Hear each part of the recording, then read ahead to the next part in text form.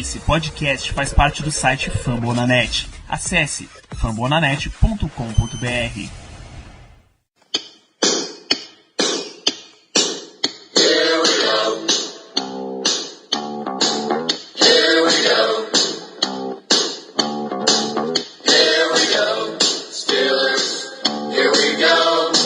Pittsburgh's gone to the Super Bowl. Here we go. Muito bem, pessoal. Estamos começando mais um Black Yellow Brasil Podcast, o episódio número 93. Essas contas estão ficando muito difíceis para mim. Episódio 93 do seu podcast falando sobre o Pittsburgh Steelers para todo o Brasil, direto de fambonanet.com.br, direto do Spotify, do Deezer, do iTunes e da onde você quiser, meu filho. Eu sou Danilo Batista, seu host mais uma semana, e para falar desse grande jogo divisional que tivemos Steelers e Browns, tenho a presença de Ricardo Rezende. Tudo bom, Ricardo? Fala, Danilo, uma satisfação ter você aqui como o grande host desse programa, ainda mais na nossa tradicional Victory Monday. É sempre bom, né, quando a gente vem da bye week, vem com uma vitória convincente, podemos dizer, o mínimo que a gente poderia esperar da atuação do time. E agora é pegar Baltimore no domingo e encerrar essa guerra contra a AFC Norte com 3 vitórias consecutivas e entrar de vez na briga pelos playoffs, mais do que a gente já tá na liderança da AFC Norte, mas para ter aquela boa gordurinha, principalmente dentro da nossa divisão. Exato, é um momento de afirmação até em termos de corrida da conferência, mas vamos começar a falar do jogo. Cleveland Browns 18, Pittsburgh Steelers 33, jogo no Heinz Field, voltando de bye week.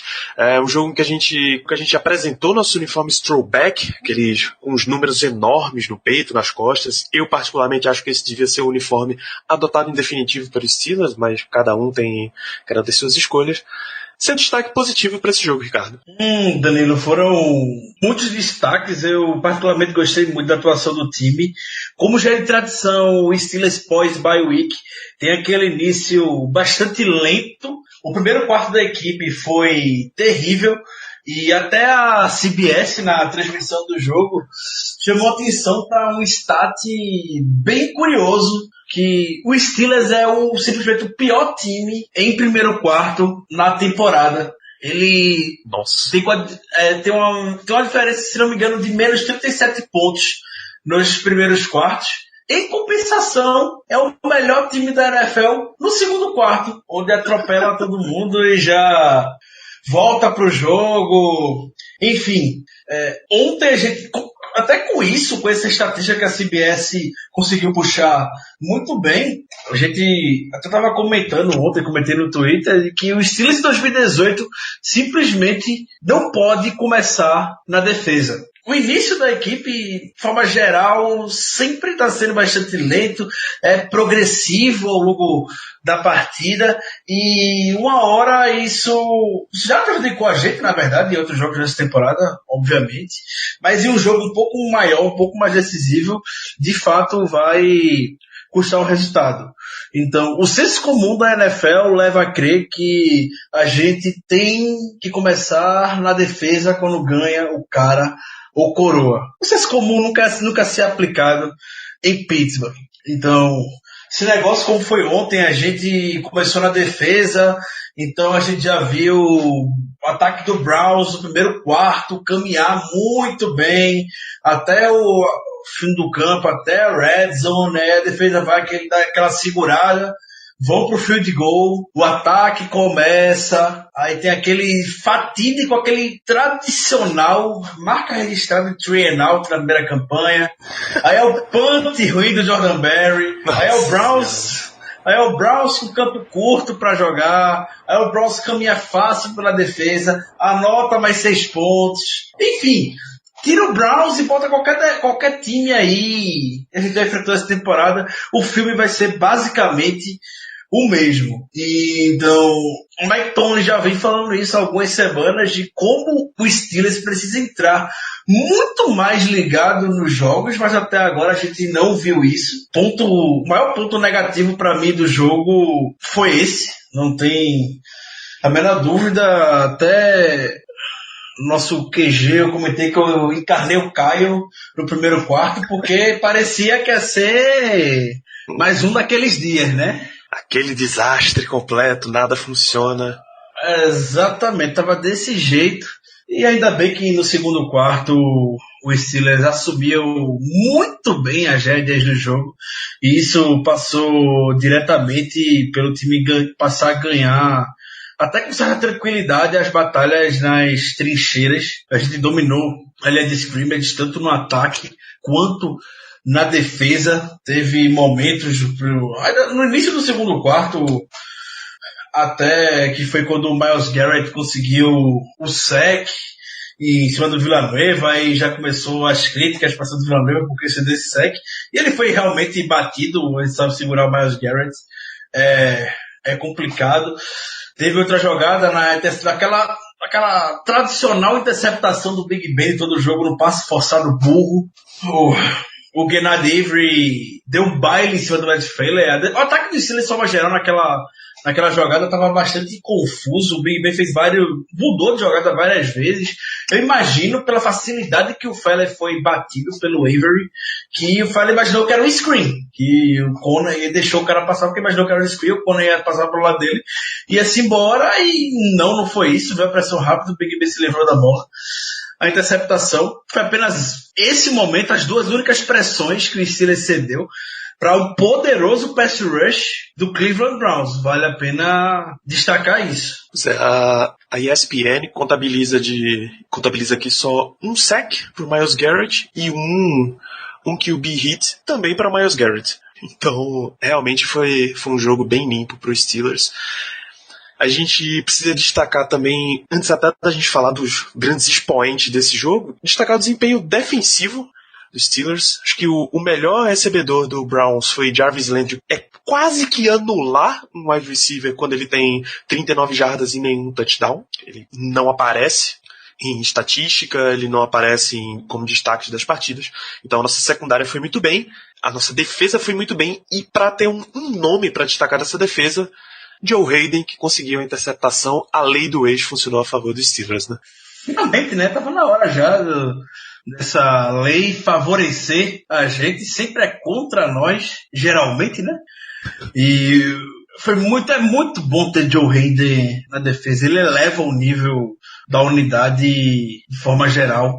E a jogada dele é jogada de playmaker. Não tem outro jogador de secundária do Steelers que faria a interceptação que ele fez. Já vinha aquecendo essa jogada nas últimas semanas e finalmente saiu até em uma boa hora nesse jogo contra o Browns.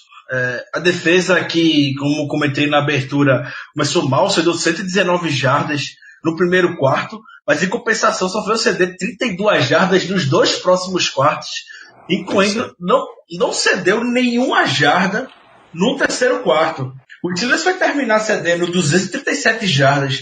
Um ataque como um todo, muito porque no final do jogo, no garbage time, a defesa do Steelers não estava nem aí mais pro jogo, claramente deixou o Browns avançar bastante, porque nos primeiros 58 minutos de partida, o Steelers cedeu apenas 162 jardas. Isso aí, eu sei que é o Browns do outro lado, mas vale muito o destaque da defesa, de forma geral, nos últimos 3 jogos.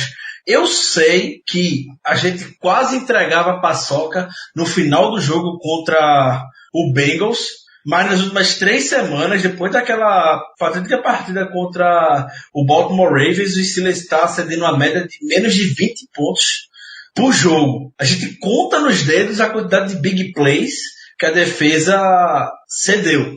Nick Chubb, eu sei que teve alguns momentos que ele realmente se desvencilhou muito bem para ter bons avanços, mas a gente vê nos números dele no jogo, Danilo. Quantas jardas ele teve? 2 recepções para 10 jardas, 18 carregadas para 65 jardas corridas. Dá uma média de quanto? 3.6. 3.6 jardas por a corrida mais longa dele. 20. 20 jardas é a corrida mais longa que o Steelers cedeu nessa temporada. Eu sei que a gente pode criticar a defesa, mas também tem hora que acredito que a gente deva botar um pouco de mérito nas cabeças por trás da unidade. Sei que... Só pra confirmar, tirando essa corrida de 20, o Nick Chubb teve média de 2,64. São 17 carregadas para 45 jardas. É muito, muito pouco.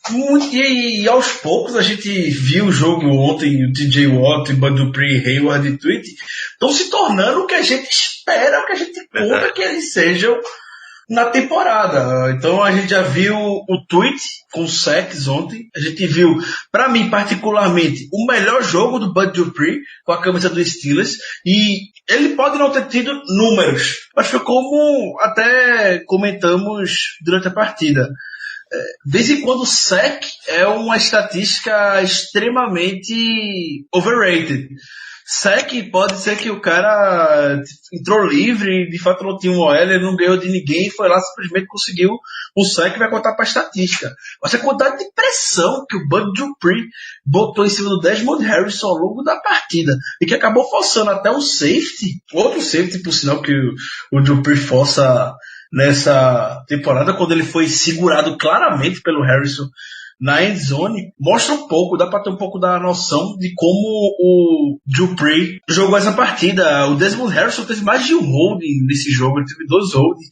Tava um pesadelo para segurar o Dupree e foi a primeira vez, eu acredito, em muitos anos não, né, mas essas temporadas com o Dupree, que eu vi alguns flashes que acabaram consagrando ele quando saiu de Kentucky, quando saiu da NCAA para NFL, que é esse first step que ele tem. Ele é um cara extremamente explosivo e soube usar de forma impecável isso contra o Harrison.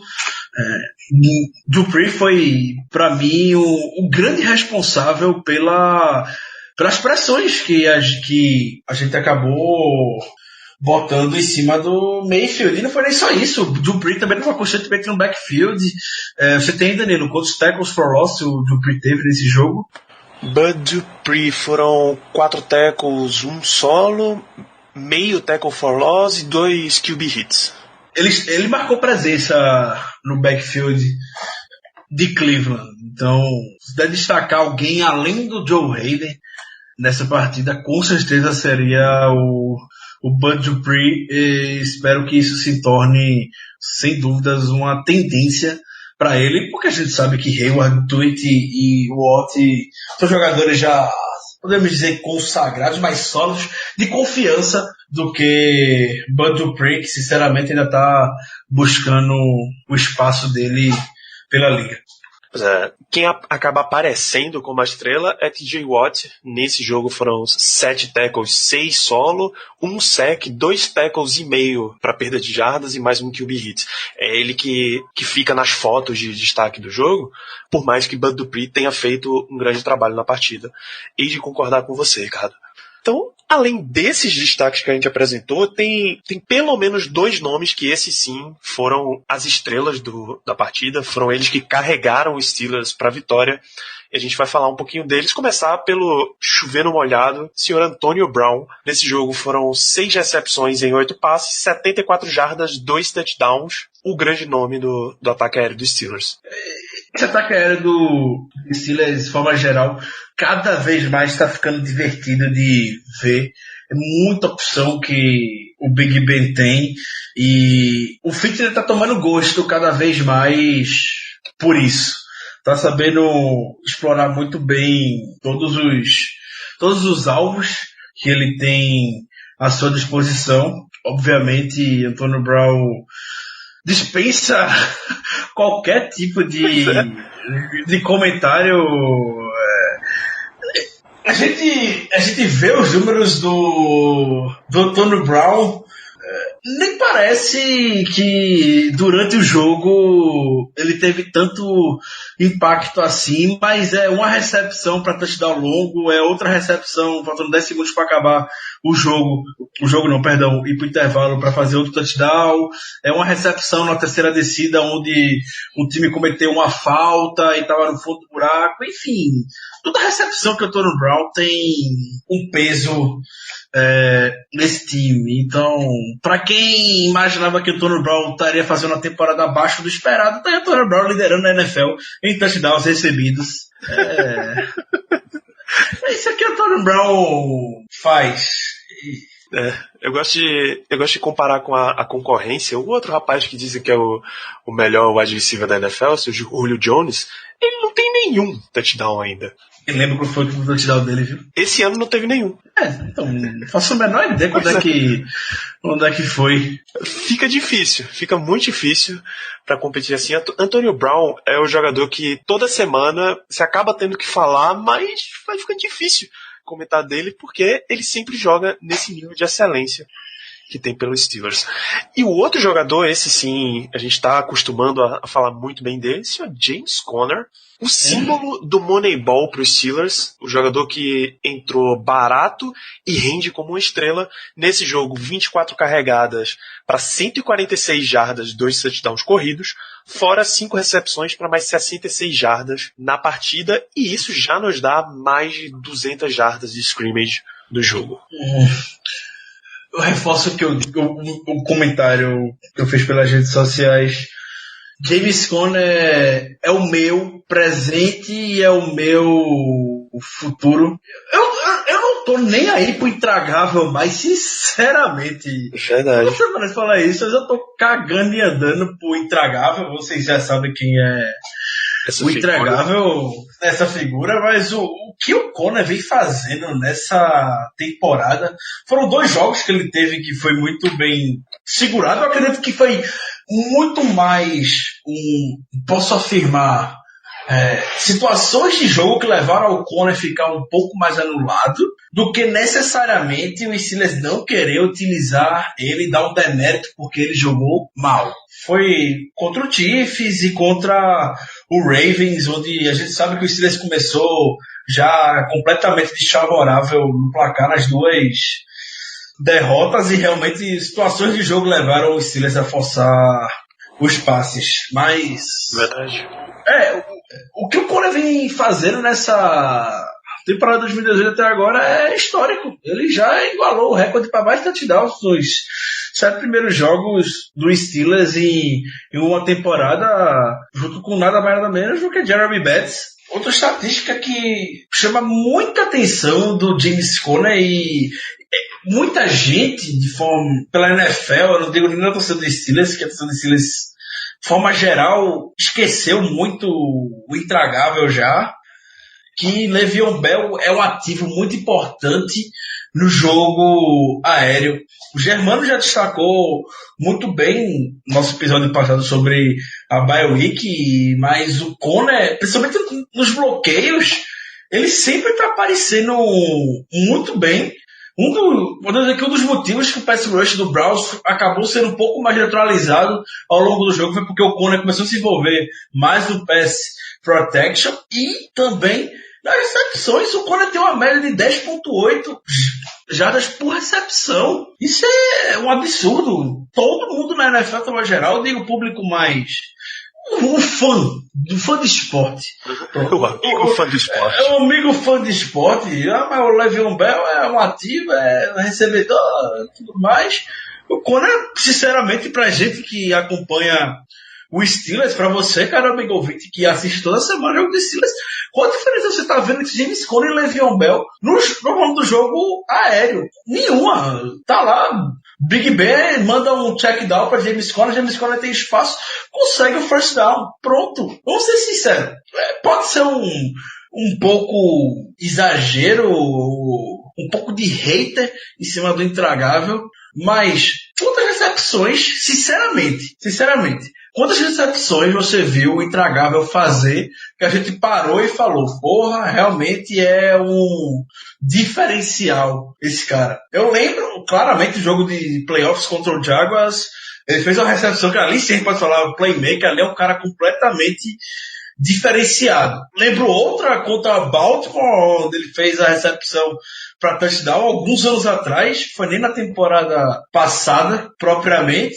E aí, você lembra de alguma, Danilo, sendo bem honesto, pra a gente chegar e falar, não, Le'Veon Bell é claramente um recebedor para ser alinhado lá de fora, ao lado do Antonio Brown, para correr uma rota longa e fazer a recepção? Em uma recepção, não. Em termos de volume, sim. O que o Conner também está tendo. É exatamente isso. Não é como se fosse um mérito do Le'Veon Bell por ele ser um ativo, ser um wide receiver diferencial e tudo mais. Não, ele sai no check down muito bem, ele sai no check down, dá o bloqueio excepcionalmente. Isso eu não vou negar. Ele é muito bom nessa variável, mas não vejo nada diferente com o que o James Conner esteja fazendo até agora esse ano.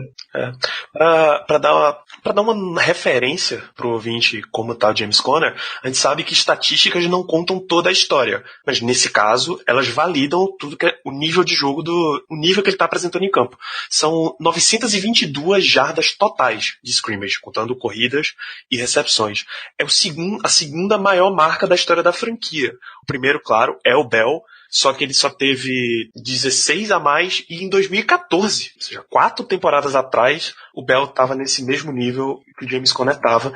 E ele é só o terceiro ele é o terceiro jogador que está entre o primeiro e o segundo ano a ter 4 jogos com 2 ou mais touchdowns corridos dentro dos 7 primeiras partidas da temporada. Só Jim Brown, em 58, Eric Dickerson em 83 e Steve Van Buren em 45, ou seja, jogadores já lendários, já Hall da Fama e até da velha guarda tem esse nível de desempenho que o James Conner está tendo.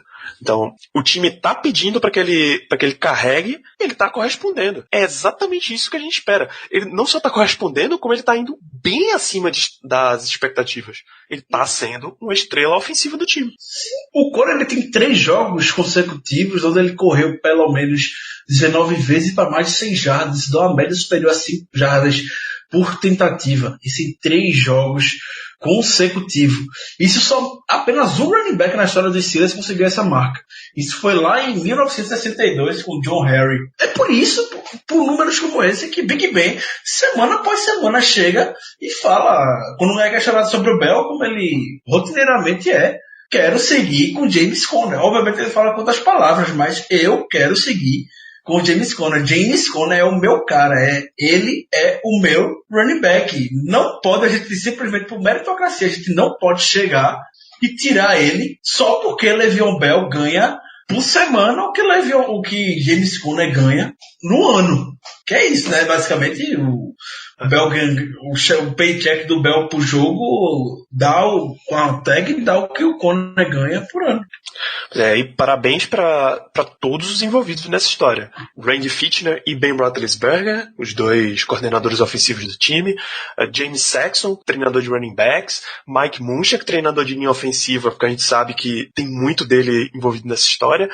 E, claro, o próprio James Conner, que tem esse trabalho, que está trabalhando para prover em campo. Né?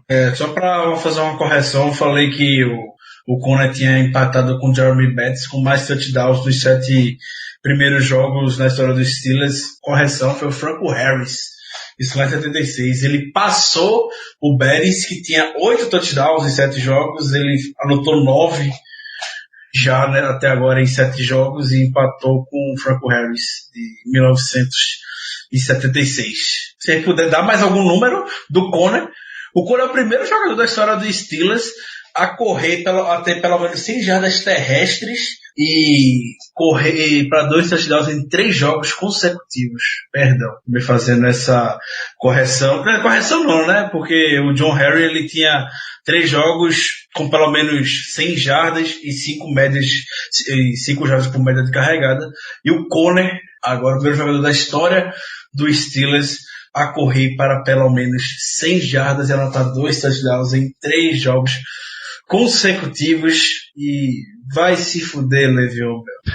Exatamente. Um grande abraço onde quer que você esteja.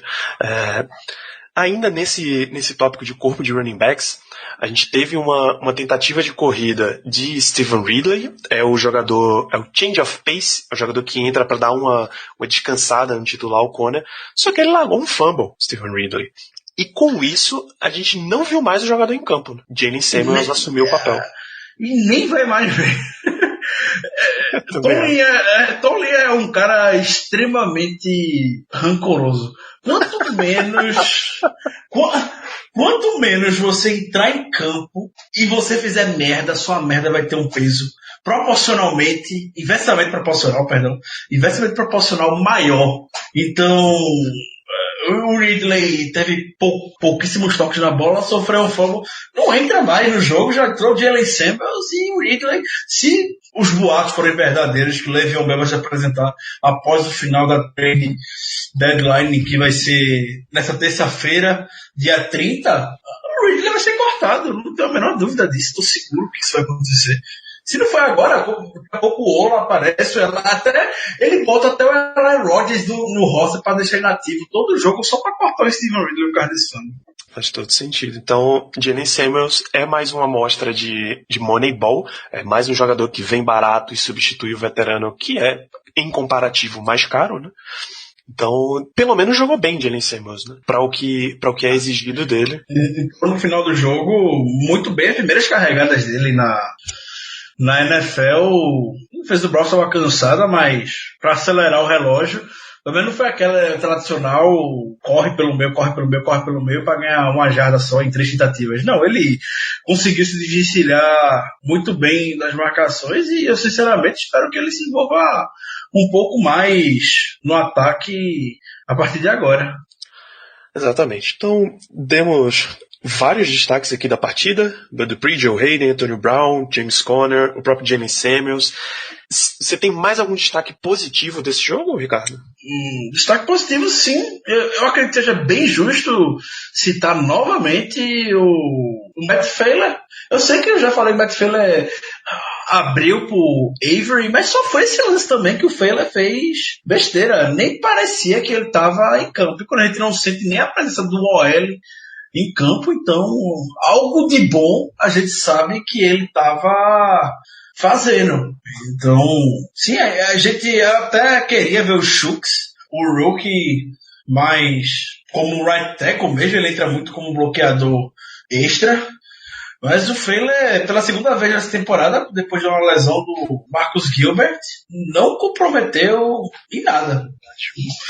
E olha que o pass rush do Browns, o reforço, é bom. Sim. Tem o Ogba aqui, o Ogba não foi nem citado durante o jogo, a gente nem lembrava do Emmanuel Ogba. O Avery, um dos rookies sensação nessa temporada no pass rush, sempre tá em cima do quarterback, forçou fumble no primeiro jogo em cima do Big Ben, só teve esse lance em cima do Matt Failer, que eu reforço, eu ainda acho que foi mais um erro de comunicação que o Matt Failer pensou que era outra jogada do que necessariamente que o Failer venceu o matchup em cima, que o Avery venceu o matchup em cima dele. Mas o trio de pass rushes do Browns é bem consistente. O Jared Avery e Myles Garrett, que é a estrela da franquia, e o Emmanuel Ogba geralmente estão fazendo pressão no quarterback. Eu acho que fora esse lance do Fowler pro Jared Avery e a interceptação que o Ben lançou, acho que você tem algum destaque negativo para apresentar do jogo? Sim. Por favor. Chegamos ao ápice do episódio. Mesmo quando o Steelers vence, uma vitória teoricamente tranquila, o pobre coitado do torcedor do Pittsburgh Steelers não pode ter paz durante o jogo. Então, teve o safety lá, o Bud Dupree foi segurado na endzone, todo mundo feliz, 16-6, felicidade reinando, o jogo vai acabar, vai ter posse de bola, Big Ben vai andar aí, vai receber a bola já para uma posição de campo, vai anotar no touchdown, vamos embora, vamos relaxar. Doce ilusão, né? Na minha vida acompanhando a NFL, já tem um tempinho, minha vida acompanhando a NFL, eu vi 2 vezes o que eu chamo de onside punt, que é que dá após o safety, a equipe que chutou recupera a bola. E as 2 vezes foi contra o Pittsburgh Steelers. Ano passado contra o Kansas City Chiefs, a gente fez isso, e a gente não aprendeu, Dennis Smith não aprendeu, e o pior special team da NFL fez mais uma grande gafe, que após o punt, depois do safety, a bola é livre, mas aparentemente ninguém do Steelers sabe disso. Bola livre e o Knicks, por alguma razão, pediu fair catch. O Knicks pediu fair catch. Roosevelt Knicks pediu fair catch, não tem nada que pedir. Antônio Brown e Ryan Switzer saíram da bola, imaginando que o Knicks fosse pegar ela. O Knicks saiu da bola também. A bola é livre. E ninguém do Steelers foi atrás dela. E o Browns recuperou a bola em uma puta posição de campo, já na linha de 30 jardas do campo do Steelers. Esse tipo de erro que, sinceramente, chega em janeiro, a gente comete e crucifica, bota Mike Tomlin na fogueira por um lance bobo como esse. O Dennis Smith, após o lance, os repórteres que cobrem o jogo em loco, tava possesso como ele deveria, tava quase indo pra cima, literalmente, de Switzer, pela besteira que ele fez. E Switzer, com toda a humildade, depois do jogo, falou, pediu desculpa e disse que realmente essa regra, ele não sabia que era uma bola livre. Ele viu o Knicks pedindo fair catch, a bola caiu pra trás, só que tudo certo. E depois do safety, bola livre, o Browns recuperou. E eu, sinceramente, eu posso estar falando besteira, eu não pesquisei sobre isso, mas mais burro do que o Steelers é só o Browns, porque não correu pra anotar o touchdown logo, né? Porque pegou a bola e pronto. Ficou lá todo mundo do Browns. Um jogador do Browns cima da bola e o jogador do Steelers entendeu o que estava acontecendo, basicamente. Se brincar, nem os jogadores do Browns sabiam o que estava acontecendo também. E os fãs, Mike Tomlin, Dennis Smith, eu no Twitter, você no Twitter, tava em desespero. Eu tava desesperado com aquele lance. Que é a segunda vez que isso acontece. Dennis Smith, ele pode... O que o Dennis Smith tem é igual ao que o Kent Butler tem. A gente sempre entra no mérito que o Kent Butler, ele sabe desenhar blitz. Isso a gente não discute. Eu acredito que... Eu, pelo menos, não discuto, nem você, Danilo, nem você, cara, amigo ouvinte. Ele sabe mandar blitz. Mas acaba se tornando algo muito kamikaze, como a gente já vem falando, e isso acaba custando quando pega um quarterback bom, aceitável, acima da média da NFL, podemos dizer. A defesa, ela não consegue se sair muito bem, ou se pegar um game plan que vai de encontro a isso, a defesa acaba se perdendo. E o Dennis Smith, ele consegue desenhar muito bem bloqueios. A gente já viu o Steelers bloqueando o field goal esse ano, a gente já viu o Steelers bloqueando punt esse ano. Mas, de forma geral, numa situação simples como essa, os caras não têm cabeça. Os caras não sabem o que fazer de novo. É o mesmo mal que sofre o Kent Butler. Paciência, né? Pelo menos não custou o jogo. Switzer foi no Twitter também, pediu desculpa, disse que ele vai tirar uma grande lição disso. Enfim, né? Já passou, não adianta. Pro final acabou sendo imperceptível isso. Gerou um touchdown do Browns, mas que dentro do jogo não deu prejuízo algum ao marcador. Muito bem, então. A gente conseguiu falar de todo o time dos Steelers que não nos deixa em paz nem quando tem uma vitória convincente como essa. Como já é tradicional em todos os episódios, nós solicitamos as perguntas de vocês, caros amigos ouvintes, e vamos a elas neste momento. Felipe Soares. O Conner é o futuro running back Big Four com Ben, Brown e Juju, ou seja, você já pode colocar o Conner junto desses 4 jogadores como os pilares ofensivos dos Steelers? Sim. Muito bem. Sim. Meu presente para o futuro é James Conner. Eu não quero nem saber mais do outro. Isso, a gente não tem nem o que questionar essa. Gustavo Torres pergunta qual a chance de reforçar essa secundária ainda nessa temporada. 24 horas. É isso, menos de 24 horas nesse momento que a gente está gravando o episódio. Se eles quiserem trazer alguém para fazer dupla com o Joe Hayden, tem que ser agressivo e uma troca. Eu sinceramente não acredito. Eu quero muito estar errado. Pode ser que quando esse episódio saia a gente já esteja com um cornerback aqui. Nunca se sabe o que é que se passa na cabeça de Kevin Colbert, nem o que as próximas horas podem nos preparar. Mas eu iria muito, e pelas razões que a gente já comentou no episódio da bye week, porque um cornerback ao lado do Joe Hayden levaria, não a defesa, mas esse time a um patamar completamente diferente, que é o teto desse time aumentaria de forma exponencial. Enfim, eu até me emociono se imaginar um Hayden. Insira aqui o seu cornerback de elite, Mike Hilton. Eu até me emociono com isso. O Fernando Moura ele pergunta quais as chances de troca por Garyon Conley, que é cornerback segundo-anista do Oakland Raiders. Fernando, a resposta é as mesmas chances de troca de qualquer outro cornerback na liga. É uma grande interrogação, tá? Pelo menos o Garyon Conley tem boatos de que tá na lista para ser trocado. O resto, a gente nem sabe. Então nem vale a pena a gente responder, cara, o que é que a gente pode ceder pelo jogador, o que é que ele vale, se tem algum movimento que fale o esforço, até que provavelmente a janela de trocas da NFL fecha nesse dia 30 de outubro, durante a tarde, acho que final de tarde do Brasil. Vocês provavelmente já estão ouvindo depois que a janela fechou, então não adianta muita coisa a gente comentar isso agora, né? João Soares pergunta qual a nota de Randy Fitchner de 0 a 10 até agora, e claro que a gente tem que incluir a nota de Ben Roethlisberger no meio, porque eles são co-coordenadores. 7,5. Ele ganha 2,5 no segundo quarto, ele ganha 2,5 no terceiro quarto, ele ganha 2,5 no quarto quarto, ganha 0 no primeiro quarto. É muito justo. Pela sua explicação eu fico exatamente com a mesma nota. André Mendonça, vocês acham que Bell volta como running back 1, vai comer muito banco, ou pega a boa fase do Conner? Pega a boa fase do Conner e deixa ele no banco por muito tempo. Quem mandou ser idiota? Não precisa nem responder, Ricardo. De Lima, sem reforçar a secundária, a gente chega qual a chance de chegar nos playoffs e entregar de novo? Você tá prevendo o futuro. Vai acontecer. Uma hora ou outra isso vai acontecer. Se não reforçar a secundária, vai acontecer. Não tem o que fazer, não. Infelizmente, eu não queria estar falando isso aqui, mas é a nossa realidade. Alexandre Dinés, chegamos ao fim da era Art Burns no Steelers?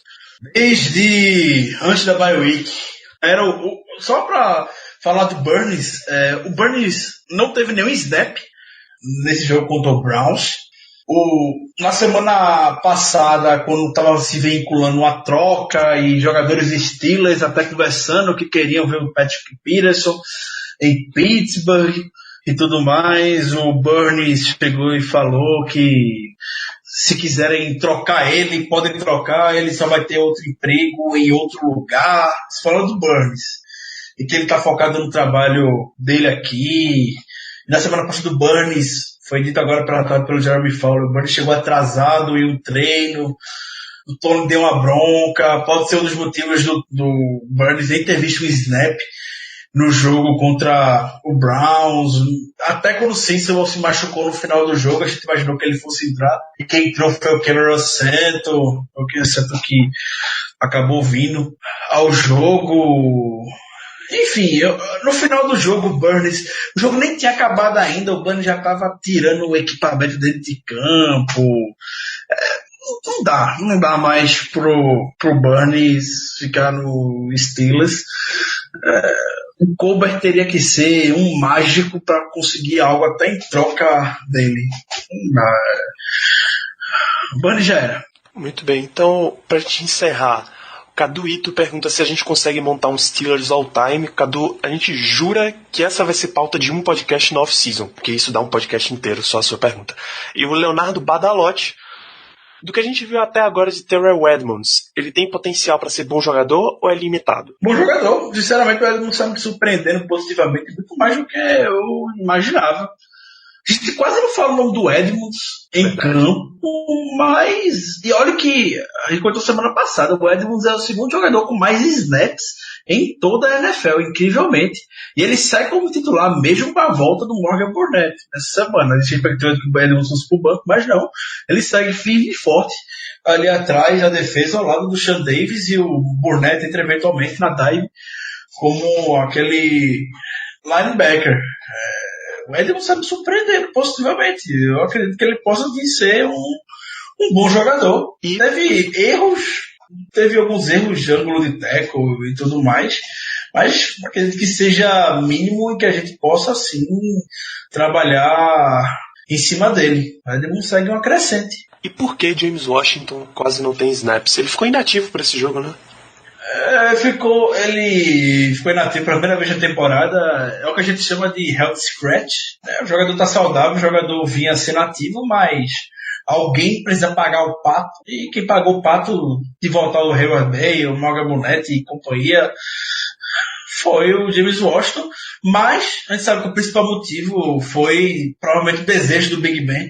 O Big Ben comentou ao longo da última semana que ele quer ver mais o Justin Hunter envolvido, e a partir do momento em que o Big Ben quer alguém, a gente sabe que ele vai ter essa pessoa lá do lado dele sempre. Big Ben, o Dani já falou, o Big Ben é co-coordenador do ataque do Steelers, é decisão 101% do quarterback. Essa daí, nem Tomlin, nem Fitner, nem ninguém ali naquele time do Steelers vai de encontro ao que o seu quarterback, que a sua franquia basicamente quer. Então, por conta disso, muito triste. Eu acreditava muito que o James Washington pudesse ter uma grande temporada, talvez a melhor temporada entre os wide receivers sensações que o Steelers vinha fazendo, draftando nos últimos anos.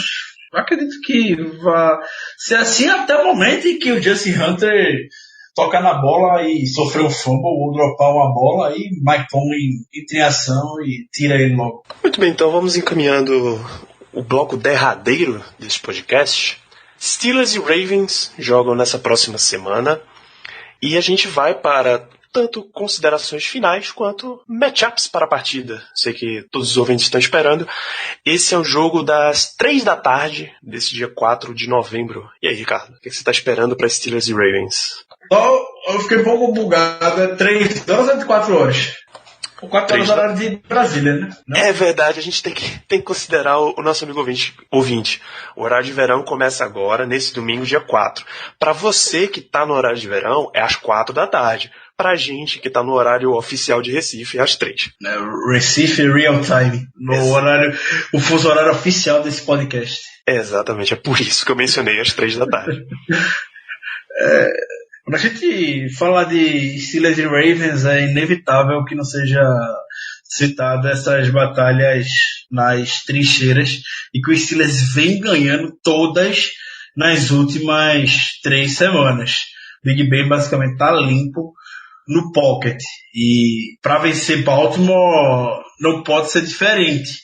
O Joe Flacco, ele tá fazendo uma boa temporada, uma temporada acima do que ele vinha produzindo nos últimos anos. Ele tá tendo tempo para lançar, ele tem bons alvos, ele tá com o Ellis Snead, ele tem o Michael Crabtree, ele tem o John Brown, tem o Alex Collins no backfield, ele tem um corpo de tight ends muito bom. Enfim, esse time do Ravens é muito melhor do que a campanha deles disso. Eles estão 4-4 agora. É um jogo muito perigoso. O Ravens vem com aquele sentimento de que pode ser um jogo um pouco fatal, um jogo de, como a gente chama no futebol, aquele jogo de 6 pontos.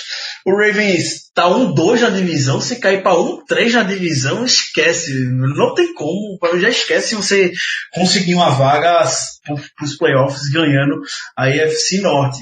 Vai ter que lutar por um wild card, porque a AFC é uma bagunça, a AFC é uma desgraça. Mas essa batalha nas trincheiras que eu comentei no início, tanto no ataque contra a defesa, nosso OL contra a DL deles, e nossos jogadores de pass rush, o Tuitt, o Hayward, o Bud Dupree e o Jay Watt, contra a boa OL deles, também vai ser decisivo para o jogo. Quem vencer essas batalhas pelo meio da linha, naturalmente vence o jogo. Você quer ver Joe Flacco atingindo o flacômetro de elite, bota pressão nele. É verdade, eu vou deixar como destaque, claro que as trincheiras são muito importantes, mas o que vai mais chamar a atenção, John Brown, wide receiver do Ravens, contra o nosso querido Joe Hayden, cornerback número 1 dos Steelers. John Brown vem nessa temporada com 31 recepções para 586 jardas e 4 touchdowns. Para dar uma referência para o amigo ouvinte, o nosso melhor recebedor em termos de jardas, Juju Smith-Schuster, tem 594. São nem 10 jardas à frente, então tá muito bem John Brown nessa temporada, ele vai conseguir isso. as jogadas com Lamar Jackson tá só chamando a atenção, bicho. Até esse momento não teve nenhuma jogada realmente explosiva do Lamar Jackson como corredor, como o Wildcat que eles estão fazendo, Wildcat com quarterback, que quer que você queira chamar isso, não tá sendo a grande estrela do ataque do Ravens, tá? Estão usando só pra chamar a atenção. O Joe Flacco tem um nível de dedicação, nossa, não vale nem como. A esposa de Joe Flacco veio à imprensa pra dizer que ele tinha que se dedicar mais quando ele alinha como recebedor aberto quando o Lamar Jackson tá lá como quarterback. A esposa do cara veio na imprensa reclamar, então ele realmente tá com um desempenho muito baixo nisso. Mas enfim, Steelers e Ravens é sempre um jogo pegado, é sempre um jogo pra ir pra porrada mesmo. Quando vocês estiverem com esse podcast, provavelmente a ESPN já disse qual é o jogo que eles vão transmitir, se esse vai estar na grade ou não. Suas considerações finais, Ricardo? Despeça-se da nossa audiência. Infelizmente, não poderia ser... Eu não poderia deixar de citar o terrível ataque que teve contra a sinagoga na cidade de Pittsburgh nesse último final de semana, que veio deixar 11 mortos, um ataque puramente motivado por ódio, pelo antissemitismo, um ataque antissemita contra judeus, e que balançou a cidade maravilhosa que é Pittsburgh. Não tem nem um mês que eu estive lá e todo mundo com quem eu conversei tinha uma opinião unânime. Pittsburgh é uma cidade amigável, é uma cidade tranquila, é uma cidade segura. E a gente vendo a reação de todo mundo, de toda a cidade, a gente percebe como isso mexeu com ela. O Tony, depois do jogo, estava visivelmente emocionado. O Tony mora muito perto dos ataques. Ele mora... Não é 2-3 quilômetros do local onde aconteceu. São 800 jardas que ele disse? Alguma coisa parecida, né? Eu não tenho certeza se são 800 jardas, se foram 8.000 jardas. Eu não tenho certeza agora. Cara, são 800, porque isso dá uns 700 metros. Se for isso, a gente consegue ter a noção, e ele estava bastante sentido. E o presidente do Steelers, o Art Rooney, já declarou qualquer repúdio contra o ódio.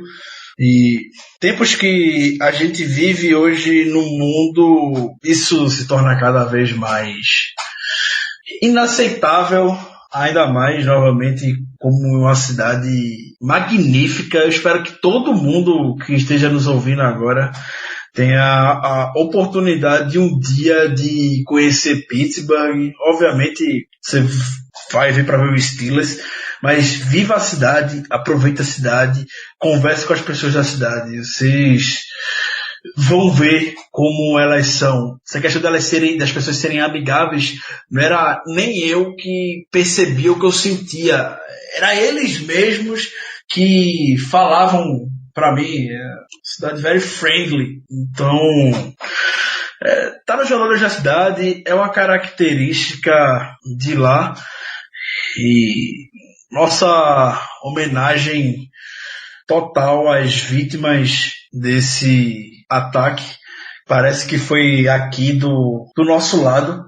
A gente, quando vive o Pittsburgh Steelers, é impossível que não vá também em direção à cidade. A gente se torna fã da cidade, a gente adota as cores da cidade, a gente adota o preto, o amarelo, o dourado nas nossas vidas.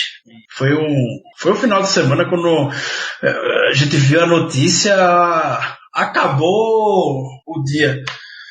Basicamente, Eu particularmente vi as imagens de Pittsburgh por aqui na cobertura da TV brasileira e imaginava lá aquele pessoal super tranquilo andando na rua, onde nunca na vida imaginavam que isso poderia vir a acontecer na cidade. Então, essa total homenagem às vítimas e o repulso completo pelo ódio, seja ele qual for, parafraseando o que o Art Rooney disse nesse final de semana. É isso, a mensagem que fica no final desse programa, independente do que normalmente eu uso para encerrar, de iTunes, Twitter, site, etc., diga não ao ódio, cara.